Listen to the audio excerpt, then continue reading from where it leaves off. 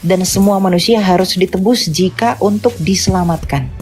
Karena semua manusia keturunan dari Adam itu punya dosa, dan dosa itu adalah hamartia atau hutang di hadapan Allah. Dan hutang itu harus dibayarkan secara pribadi, dipertanggungjawabkan secara pribadi kepada Allah. Assalamualaikum warahmatullahi wabarakatuh. Berjumpa lagi dengan Dr. Akal News ya, channel Portal Berita yang menyajikan informasi seputar dunia debat lintas agama secara tepat, cepat, akurat, dan terpercaya.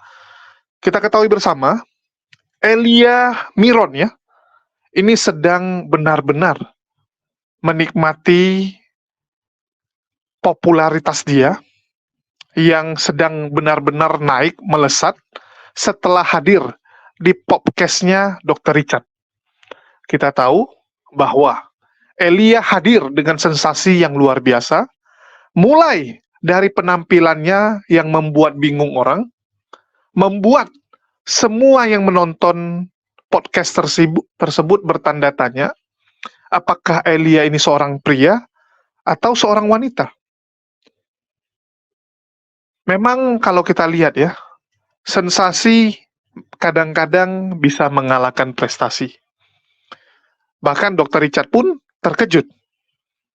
Ya, Dr. Richard yang notabene adalah seorang ahli dalam bidang kecantikan, ahli dalam bidang skincare, ini terkejut melihat penampilan Elia. Dibilang cowok, tetapi penampilannya kok lebih mirip cewek kan gitu. Bahkan jujur ya, jujur kalau kita bilang perawakan, Elia ini malah jauh lebih cantik daripada cewek-cewek biasa gitu. Istilahnya kalau diukur tingkat kecantikannya, ini di atas standar lah. Ya, di atas standar sedikit. Artinya kalau masuk kategori wanita pun, dia termasuk wanita yang cantik kan seperti itu. Bahkan saya lihat komentar-komentar, ada yang bilang mungkin siang Elia, kalau malam Elisa atau Eli ya. Ya saya nggak tahu lah. Dan apakah seperti yang dibilang oleh pendeta Mel Atok, bahwa kemerosotan moral itu benar-benar sedang terjadi, sehingga kita bukan hanya mengenal Adam dan Hawa saja, tetapi sekarang sudah ada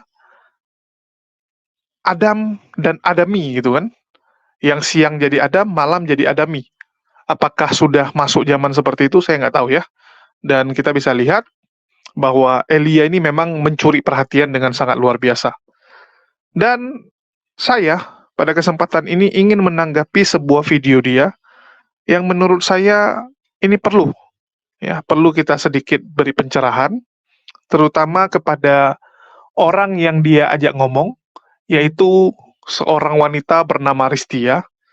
Wanita ini Kristen, dan dia bertanya kepada Elia, konsultasi kepada Elia, ya mungkin karena lihat, wah ini lagi terkenal Elia, coba saya tanya.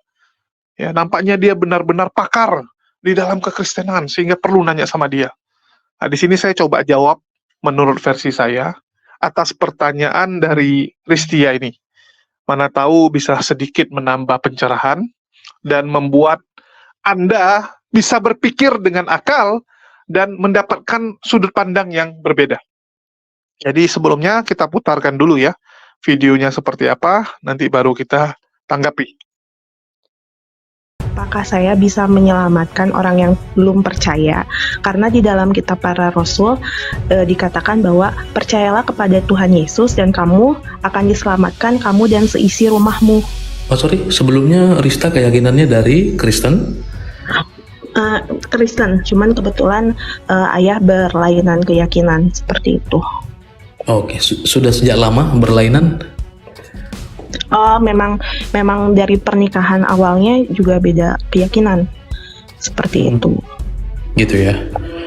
Oke. Jadi maksudnya gini, kalau menginjili, saya nggak mau menginjili banget gitu ya, karena menurut saya kan itu pilihannya Tuhan juga kan. Kalau Tuhan berkenan pasti akan terpanggil. Cuman ada satu ayat gitu yang menarik gitu. Percayalah kepada Tuhan Yesus dan kamu akan diselamatkan, kamu dan seisi rumahmu gitu. Maksudnya tuh apa? Apakah saya bisa menanggung ayah saya atau gimana gitu? Jadi kalau kamu tanya apakah saya bisa menyelamatkan ayah saya, kalau kamu berpikir bahwa percayalah kepada Tuhan Yesus, maka satu orang diselamatkan dan seisi rumahnya juga diselamatkan. Kamu berpikir bahwa ketika kamu beriman, kemudian keluargamu atau ayahmu mungkin masih menolak Yesus sampai akhir hayatnya, itu tidak akan diselamatkan. Jadi jangan berpikir bahwa kita yang menjadi menanggung dosa mereka atau kita yang menjadi penebus atas mereka. No. Semua manusia itu berhak untuk ditebus. Dan semua manusia harus ditebus jika untuk diselamatkan. Karena semua manusia keturunan dari Adam itu punya dosa. Dan dosa itu adalah hamartia atau hutang di hadapan Allah. Dan hutang itu harus dibayarkan secara pribadi, dipertanggungjawabkan secara pribadi kepada Allah.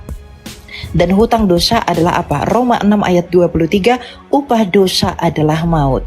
Maka setiap orang yang berdosa, siapapun itu dari keturunan Adam, harus mengalami maut, yaitu harus mengalami kematian. Karena Allah kita tidak menciptakan kita untuk dimatikan seperti Allah-Allah Baal. Tetapi Allah kita menciptakan kita untuk membagi kasih-Nya untuk tujuan kekekalan. Tapi Allah kita juga menciptakan manusia itu dengan kehendak bebas, di mana dengan kehendak bebas ini kita jatuh ke dalam dosa dari nenek moyang kita yaitu Adam. Maka Adam itu dan seluruh keturunannya menjadi berdosa.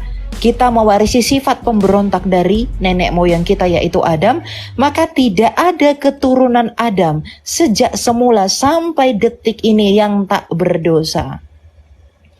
Dan satu-satunya jalan untuk diselamatkan, satu-satunya jalan untuk bisa datang kepada sorga dan memperoleh keselamatan itu adalah percayalah kepadaku. Kepada siapa? Kepada Mesias. Yohanes 8, Yesus berkata apa? Kalau kamu tidak percaya bahwa akulah dia, maka kamu akan mati dalam dosamu. Jadi meskipun Ristia atau mungkin ibu kamu atau saudara kamu percaya bahwa Yesuslah Mesias itu, tetapi masih ada keluargamu yang menolak dia, maka dia tidak akan diselamatkan. Kalian akan diselamatkan tapi orang itu tidak akan diselamatkan. Kenapa? Karena orang itu atau bagian dari keluargamu itu adalah orang yang menolak Yesus. Karena keselamatan dalam kekristenan itu bukan tebeng menebeng, bukan istilah bantu membantu, semua dipertanggungjawabkan secara pribadi. Nah, lalu bagaimana sih Elia cara saya menginjili ayah saya? Kalau memang saya tidak bisa menyelamatkan beliau dengan usaha saya sendiri, ya memang gak boleh. Kamu menyelamatkan dirimu sendiri aja dengan perbuatan baikmu tidak boleh.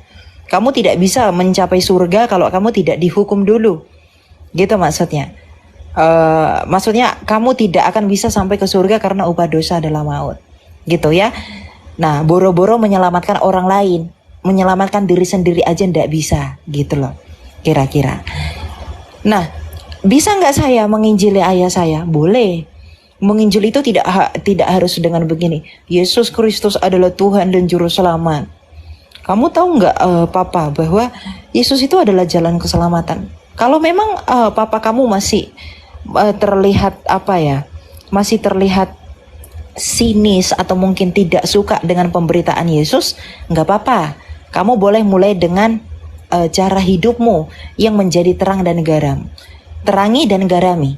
Dalam artian begini, kamu berbuat baik kepada ayahmu, ya, kamu sampaikan dengan baik, kemudian kamu lakukan perbuatan-perbuatan yang mulia, yang oleh karena perbuatanmu itu maka orang melihat kemuliaan Bapamu yang di sorga di dalam dirimu. Tanpa kamu menginjili, mereka akan datang sendiri kok. Kamu tahu Ko Charlie ada seorang apologet di sini dari Katolik, ya. Beliau tidak pernah menginjili keluarganya. Tapi pada akhirnya keluarganya yang datang sendiri kepada Tuhan Yesus. Kenapa? Karena melihat bahwa Kristus itu berbuah di dalam pribadi Ko Charlie itu. Kamu juga harus demikian. Kamu mengaku bahwa Yesus Kristus adalah Tuhan dan Juru Selamatku. Yesus berkata apa? Bukan setiap orang yang berseru kepadaku Tuhan, Tuhan. Dalam Matius 7:21. Tapi mereka yang melakukan kehendak Bapakku. Sebab dari buahnya lah kamu mengenal mereka. Jadi kamu berbuah dulu, tunjukkan dulu bahwa Kristus itulah Mesias di dalam perlakuan hidupmu, ucapan dari mulutmu, tingkah lakumu, dan segala sesuatu yang kita lakukan. Tunjukkan bahwa Bapa yang kita sembah di dalam Yesus itu adalah Bapa yang mulia. Maka tanpa kamu paksa mereka akan sadar sendiri kok. Itulah cara penginjilan yang kalau istilah bisnisnya itu namanya soft selling atau soft evangelism. Jadi lakukanlah hal-hal itu, hal-hal yang baik, sampaikan dengan kasih, karena Tuhan kita Yesus Kristus berkata, kasihi Allahmu, kasihi sesamamu, dan kasihi musuhmu, apalagi ayahmu. Hormati dia sebagai ayah. Apapun yang dia lakukan, mungkin kamu dibuat sakit hati, atau mungkin kamu dimarah, kamu terima saja. Nggak usah memberontak. Kesabaranmu itu adalah buah rohmu, yang kemudian ayahmu akan berpikir sendiri dalam hati nuraninya bahwa kamu benar-benar berbuah di dalam imanmu. Dia akan jatuh cinta sendiri kok nanti. Kita nggak perlu memaksa, karena Yesus nggak pernah paksa para murid. Yesus nggak pernah bilang kamu harus. No. Tuhan Yesus hanya bilang, kalau kamu tidak percaya, kalau kamu tidak tahu bahwa akulah dia, kalau kamu tidak. Yesus hanya bersaksi tentang dirinya. Tapi banyak tau orang percaya dia? Banyak. Banyak orang yang mengikuti dia. 5 roti 2 ikan diikuti berapa orang? 5.000 orang.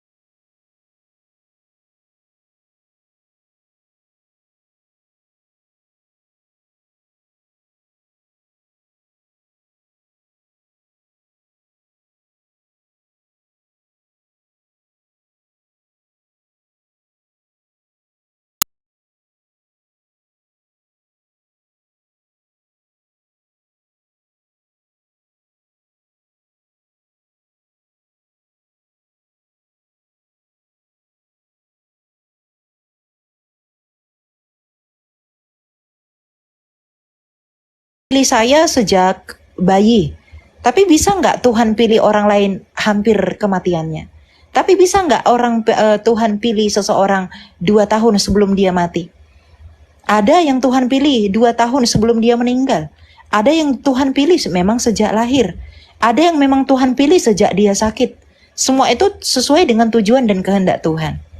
Percaya pada hikmat Allah. Lakukan bagianmu, Tuhan lakukan bagiannya. Bagian kita apa? Injili mereka dan hiduplah menurut Injil.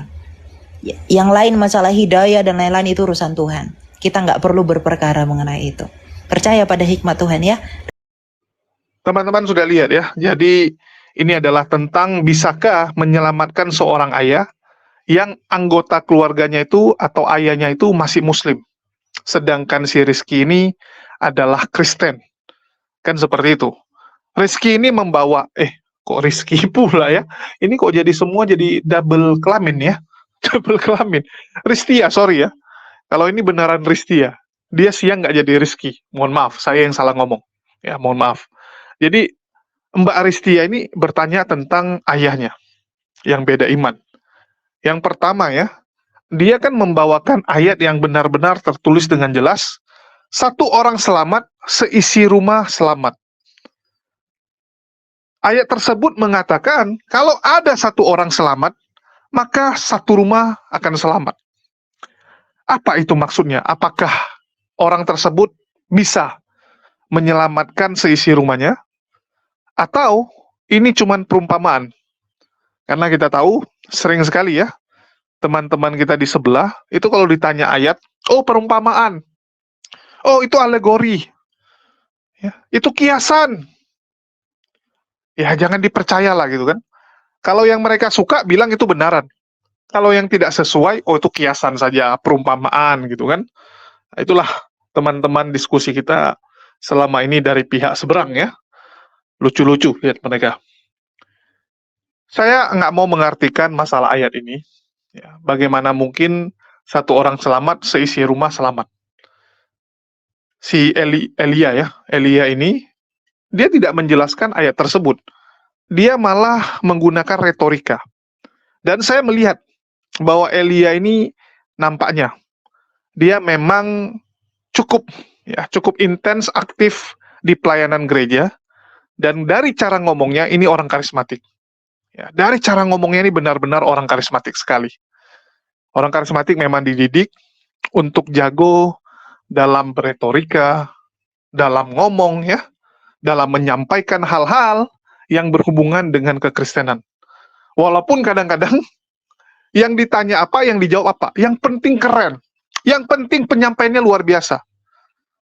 Elia tidak membantah ayat tersebut, atau tidak mengartikan, oh ayat tersebut maksudnya seperti ini toh, bukan maksudnya seisi rumah akan auto selamat, enggak. Harusnya dijelaskan. Bukan menjelaskan, oh Yesus itu juru selamat, harus percaya dia bahkan kita akan selamat dan sebagainya lagi.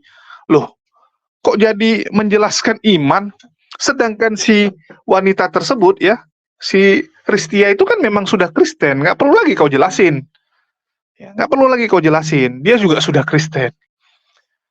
Jadi, saya sedikit menanggapi ya. Yang pertama ini agak bagus juga, dia nggak goreng seakan-akan dia ini murtadin ya. Saya lagi nunggu apakah dia akan disebut murtadin, karena ayahnya masih Kristen. Rupanya diakui sama Ristia, dari awal pernikahan ayahnya itu memang sudah beda keyakinan. Sudah beda keyakinan. Saya nggak tahu ini ayah kandung atau ayah tiri, sehingga bisa beda keyakinan. Atau bisa jadi ayah dan ibunya itu beda iman. Ya. Ayah dan ibunya beda iman, atau mungkin ayah ibunya cerai, terus ibunya jadi oten, nah dia ikut ibunya, kan begitu. Saya nggak tahu. Yang pasti si Ristia ini dari kecil Kristen, karena dia tidak mengaku murtadin, tidak ngarang-ngarang dia murtadin, walaupun ayahnya adalah seorang Muslim. Ya, saya nggak tahu. Terus Elia mengatakan, apakah kamu berpikir ya, bisa menyelamatkan seisi rumah hanya karena iman kamu? Tentu saja tidak bisa. Menyelamatkan dirimu sendiri saja kamu tidak bisa. Elia menekankan itu. Kalau ya, perbuatan baikmu tidak mungkin bisa menyelamatkan kamu. Karena di kekristenan, terutama Protestan ya, Protestan meyakini keselamatan itu karena iman percaya kepada Yesus sebagai juru selamat dan Tuhan kalian. Kan begitu. Bukan perbuatan. Kalau Katolik, iman plus perbuatan. Kalau Protestan enggak. Martin Luther menolak konsep perbuatan menyelamatkan. Menurut Martin Luther, keselamatan berasal dari iman dan sudah ditentukan dari awal. Ya, sudah ditentukan. Tuhan sudah tahu mana yang selamat, mana yang tidak. Itulah kenapa dikatakan Tuhan yang memilihmu. Jadi dari awal memang sudah dipilih. Yang nggak selamat nggak akan selamat gitu kan. Paulus sejak dalam kandungan sudah dipilih. Sudah dipilih. Dari dalam kandungan sudah dipilih. Jadi dia tetap akan selamat. Walaupun dia memilih jadi penjahat lah, dia memilih jadi perampok lah, dia memilih jadi begal lah, dia tetap akan selamat karena dia sudah dipilih. Akan dibuat Tuhannya untuk bertobat. Kan begitu. Beda dengan orang-orang di luar sana yang mungkin kelakuannya baik hati. Ada orang di luar Kristen, dia baik hati, rajin membantu orang lain, tetapi Yesus nggak mau pilih dia. Yesus nggak mau pilih dia, maka dia nggak akan selamat. Menurut teman-teman adil tidak? Ya, Paulus sejak di kandungan dipilih. Begitu dia lahir, dia jadi penjahat, dia jadi perampok. Tuhan akan pertobatkan dia. Tuhan akan ubah dia menjadi orang yang mengikuti Yesus. Sedangkan ada orang baik di luar sana, contoh orang Islam, orang Hindu, baik hati, suka membantu orang, tapi Tuhan nggak mau pilih dia, maka Tuhan nggak akan ubah dia. Adil nggak menurut kalian? Kalian bisa lihat ya, yang diubahkan, yang dibuat mengikuti Yesus malah tuh murtadin yang aneh-aneh. Mantan PSK, di Yusuf Manubulu kemarin ada itu. Mantan PSK, bayangkan dia dulu PSK, terus ketemu Yesus, tiba-tiba berubah, gitu kan? Terus ada juga mantan penjahat, mantan maling, ketemu Yesus, terus jadi Kristen, berubah, imannya jadi Kristen, karena mereka dipilih, teman-teman. Ya, mereka dipilih. Sedangkan orang-orang baik di luar sana, contoh lah, ya, kita nggak usah jauh